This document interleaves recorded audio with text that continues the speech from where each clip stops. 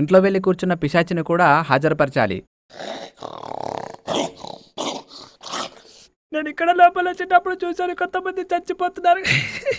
వాళ్ళు అక్కడ దర్శనం చేసుకోవడానికి వెళ్ళినప్పుడు అక్కడ లాక్కుంది మాతంగి నన్ను దాని గోడ వైపు నుంచి లాక్కుంది. అయితే మాతో లాక్కున్నారు నిన్ను.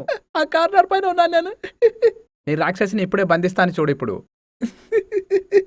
ఒక మాట చెప్పమంటారా? ఎవరైనా ఇక్కడ వచ్చారు అనుకోండి, వాళ్ళ చచ్చినట్టే. భగవానికి నలువైపులా భూతాల కోసం అస్త్రాల్ని వాడుతూనే ఉండాలి. ఇలాగే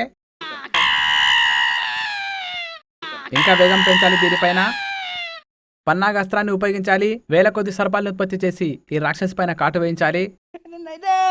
ఇంకా కాటు వేయించాలి. వేల కొద్ది పాములను వదిలేయాలి ఈ శరీరం పైన. దయచేసి వెళ్ళనివ్వండి నన్ను. శరీరాన్ని శూన్యంగా చేసేయండి.